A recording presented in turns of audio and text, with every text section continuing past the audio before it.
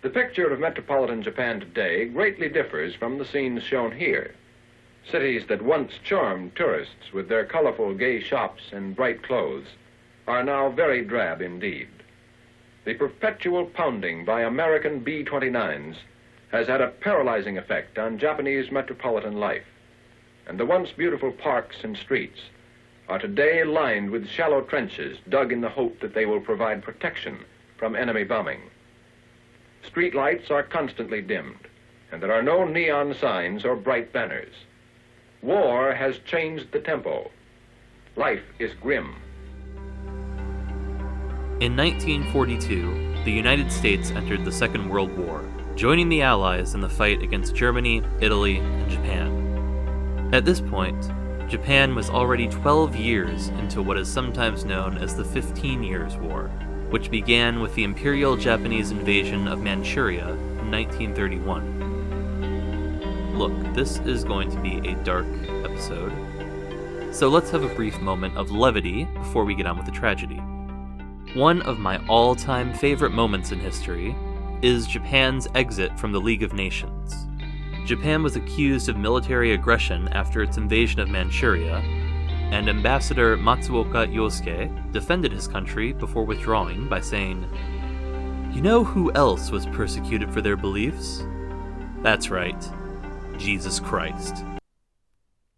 I've told this story a number of times because I am a strange person, and each time I tell it, I think to myself, that's a great story.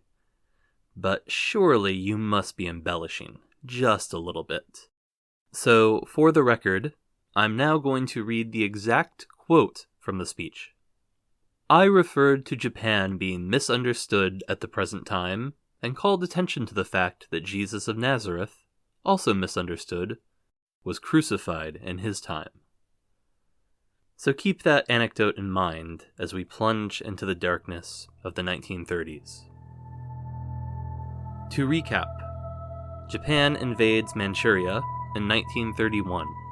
That decade saw the assassination of several left-wing and moderate politicians, culminating in the military having de facto control over the government. In 1937, the Imperial Army launched an invasion of China. This would turn into a brutal conflict that left millions dead on both sides. Well before the bombing of Pearl Harbor, Japan's economy was already pushed to the breaking point, with nearly all of its manufacturing devoted to battleships and fighter planes. Inflation was high and trade was difficult. This was the situation in Japan before American and Allied bombers started dropping their payloads over the Japanese home islands. This footage you're seeing here is of Osaka in May 1946, more than half a year after the end of the war. 35% of Osaka was destroyed by bombs over the course of the conflict. Osaka fared better than Tokyo, where half of all structures were destroyed, and was much luckier than the small city of Toyama, which suffered a destruction of 99%. Any city in Japan above a certain size was a possible bombing target, and practically every city above a certain size became one. Wakayama City was safe for most of the war. A few bombs were dropped, but for the most part only by lone B-29s. It's callous to say that each bomb killed only a few people, but the number of casualties per bomb was generally in the single digits.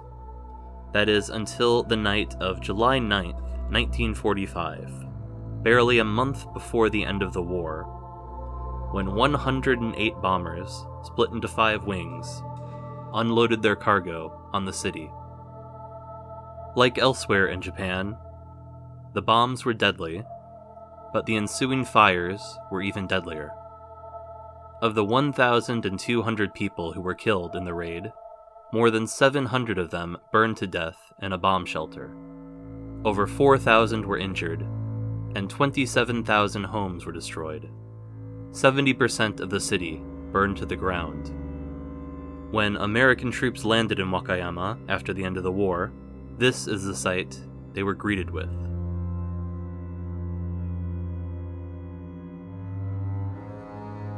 Not even the rural villages in the center of Wakayama Prefecture were entirely free from the events of the war.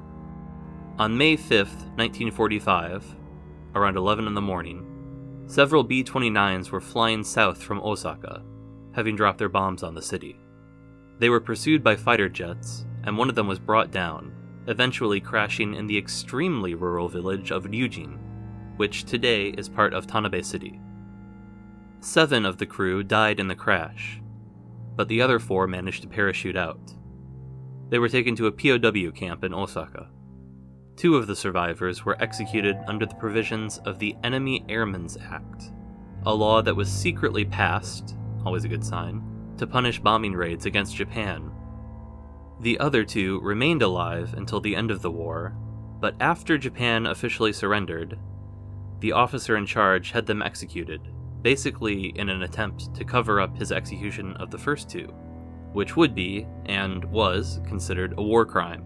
The officer in question was sentenced to 2.5 years in prison after the war. Further to the east, just over the prefectural border, was a POW camp that housed 300 British soldiers from 1944 until the end of the war. They were put to work in the nearby copper mine, laboring alongside Japanese citizens. I'm going to quote now from an article in The Independent. "In Japan, we were worse off for food than in the jungle," said Richard White. "In Burma, we could at least eat snakes. But in Japan, the rice ration was very small. However, the Japanese civilians were in the same boat, so some camaraderie grew between us." In total, 16 of the 300 British soldiers working the mines died before the end of the war. Japan didn't possess the capability to indiscriminately bomb Allied targets, but all over the country, horrific countermeasures were put into place in case of the unthinkable, in case the home islands were to be invaded. In Tanabe City, for example, students were supposed to head for these man-made caves in the event of an Allied invasion, not for shelter, but to prepare for a hopeless assault on the enemy. The students were trained to pilot specially made plywood boats with bombs strapped to them in suicide attacks on enemy battleships. Students in Tanabe never had to carry out these attacks. But over the course of World War II, over 2,500 partially trained civilians, largely women, children, and old men, died in attacks on enemy soldiers, mostly in Okinawa and the occupied Philippines. The website for this memorial has an introduction from a retired professor who was a student during World War II and was mobilized to work in a factory towards the end of the war. Quote, "We had already been trained. If the war had gone on just a little longer, if the Americans had landed troops on the home islands, the seas would have been dyed red with our blood." He quotes an acquaintance who spurred the creation of this memorial park. This site ought to be preserved to show future generations the tragedy, the stupidity of war. Today, in the town of Kiwa, there is a well-tended memorial to the 16 POWs who died there during World War II. It is, incongruously, highlighted from the road with a sign reading Little Britain, which I think is incredibly rude to foreigners who might one day be driving through the ruralest of rural Japan, see a sign that says Little Britain, and start getting excited that there might be a pub or a pie shop or something, if this situation were to hypothetically happen. And in Ryujin, there is a memorial marker to the pilots who died in the crash of the B-29. The first marker, a simple white cross, was erected in June of 1945, barely a month after the crash itself, and while Japan was still at war with the United States. There are yearly memorial services held at the site. In Hiroshima, care has been taken to document the terrible destructive power of the atomic bomb. But in most other cities in Japan, several of which were almost as leveled as Hiroshima, the scars they bear are invisible ones. There might be a quiet memorial stone in a park, but in Wakayama City today, there is nothing to suggest that 75 years ago, the city was almost obliterated. When I was a kid, there were plenty of veterans of World War II. Now, the youngest of them are in their mid-90s.